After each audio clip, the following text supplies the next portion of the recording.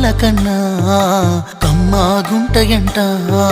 లేక లేక నేను ఫోను చేస్తే నువ్వు హల్లో అన్నవంటే బెల్లం బువ్వ కన్నా తీయగుంటదంట ఎన్నడూ నాడు ఫోను చేసి బాగున్నావన్నవంటే ఏడాది ఎండల్లో ఉంటేనై మోస్తున్న నా బతుకు కష్టాలని